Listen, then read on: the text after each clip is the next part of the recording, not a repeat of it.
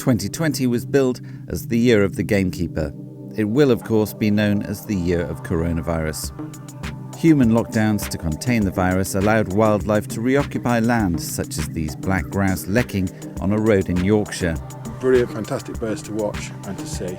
And this time of the year, in the mornings, they get together and have something called a lek, where they all get together and display to each other. And it's a wonderful thing to see.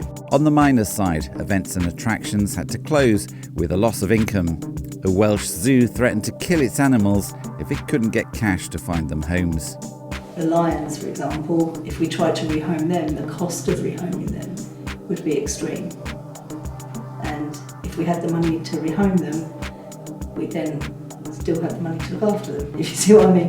So it's a bit of a catch-22. She didn't kill her animals. Meanwhile, it became the year of the armchair campaigner. Gamekeepers had to suffer attacks from the media and antis while keeping moorlands and the UK's wild places alive. And I don't really know why. Is it because of jealousy? Is it because that they haven't got what's up there?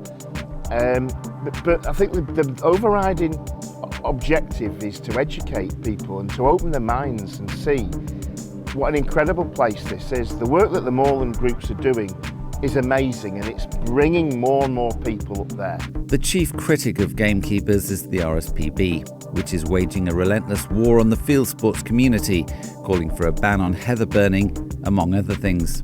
George Windali of the Spaunton Estate says muir burn is vital for healthy moors and the birds that live there. The most important thing is that this heather has to be managed. If it's a huge fuel load. The fire brigades absolutely understand the importance of managing the fuel load, and that if they are called out to a very serious summer fire, it's because there hasn't been enough prescribed burning and cutting. At the same time, we discovered an RSPB property scam. It has been borrowing money to buy land, then allowing developers to offset the conservation of threatened species such as soil buntings in return for Section 106 payments. It earns them more than £35,000 per bunting.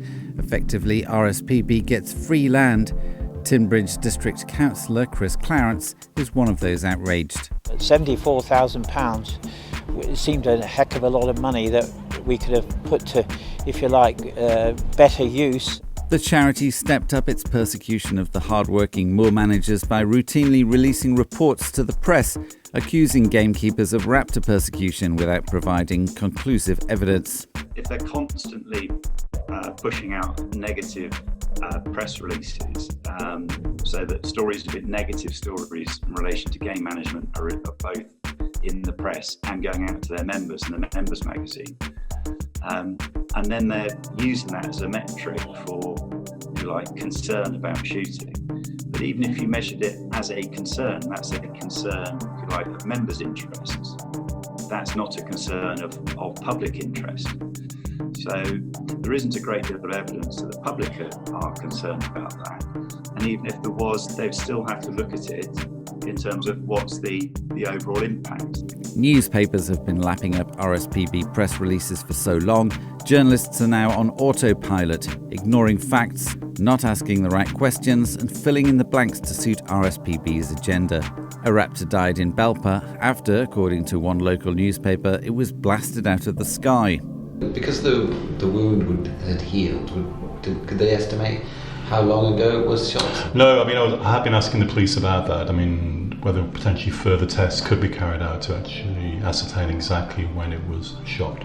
I don't know whether the police are going to kind of carry out further investigation. The bird actually died after being hit by a car, or by the vet's unnecessary attempt to remove 2 lead pellets found inside during their examination.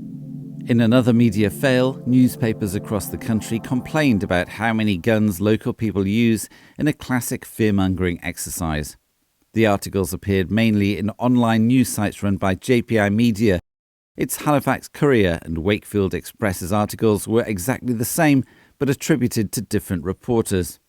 All this negativity was bound to have an effect on shooters. Not far away in Leeds, pest controller Barry Swain was wrongfully arrested by West Yorkshire Police following complaints by animal rights extremists. Antis have pestered him for more than a year for shooting Canada geese on a pasture. Instead of upholding the law by arresting the antis for stopping legal pest control, the cops decided to side with the antis and confiscated his guns. With the no arrester policy, the protesters thought that they could just keep doing what they wanted to do and just keep doing it. We've got some more kids. Hold on a second. You're going to have to stop. During this interview, Barry gets harassed by the children of the antis persecuting him. So what are you doing here, lads? You've been told to leave the land. Thanks to Fieldsports, the cases of Barry and the farmer he works for are being taken seriously by Basque and the NFU, and we are looking forward to a positive result in 2021. While Barry might not be able to shoot, other people are. Gun shops saw a spike in sales of ammo at the start of the lockdown. If it was a 20% death rate, society would fall apart. Look at how we're behaving now. We're obscene. It's crazy, isn't it? You know, there's plenty of stuff to go around if people are sensible, but people aren't sensible. We've just been cleaned out of some cheap ammo that we keep in stock. He took the lot, all that we had, and it was lucky that he had that amount on his licence. We've never seen him before, and he'd already bypassed another gun shop, he said, a local gun shop to where he lives. He'd bypassed them because they have only got like expensive ammo, and he says he was just after lots of cheap ammo. So he cleaned us out anyway. Yet again, general licences were a hot topic, with Natural England reducing the number of birds that can be shot, including jackdaws, which the DEFRA-run organisation claims don't prey on rare birds, despite this photo of one with a tern's egg in its mouth. Worse still is the government's insistence that seagulls are not pests but rare. Falconer Gary Baxter showed us how they've just moved inland during lockdown, nesting on roofs in industrial estates as there are fewer chips to steal at the deserted beaches. Hey Natural England, where's the gold problem? Please tell me. If the birds are so rare, why have the councils of Scarborough, Whitby and Filey been giving business owners £2,000 each to gull-proof their shops and restaurants? And why are corvids allowed to roam free over curlew breeding grounds? For the last two years, we have not been given licences to control the crows and magpies and gulls on SSSI moorland, and this is the second year running that they've not got the licences out in time for the critical bird nesting period. DEFRA is overhauling its rules about farming and the countryside as the UK breaks away from the EU. The future is unclear, and we could see the freedoms we have enjoyed for centuries reversed. As a nation, we could go in the opposite direction and we say the only place we want to see wildlife is on the nature reserves, and everywhere else we will farm or just put to intensive production of other things. So perhaps that's a completely different way of looking at it. Right. It's not a direction of government at the moment, but you start seeing a bit more of that in Scotland, where in fact some of the politicians, it's not party policy, but there's quite a few politicians are perfectly happy with, let's get the timber growing in the uplands, let's turn that into forestry, we will farm in the lowlands, and then we will go and see the wildlife in nature reserves. And that is a model that you can use. I mean, it's a desperately sad one. Not wanting to end on a downer, there has been some positive news this year. We showed how GWCT's work in the Avon Valley is helping waders, and programmes to cull invasive grey squirrels are boosting the red population. Our story about a bream breeding ground in the Norfolk Broads may have helped block a Natural England plan to make the area fish-free. We've also reported about hen harriers fledging in record numbers on grouse moors this year, disproving propaganda by Chris Packham that grouse shooting is bad for them.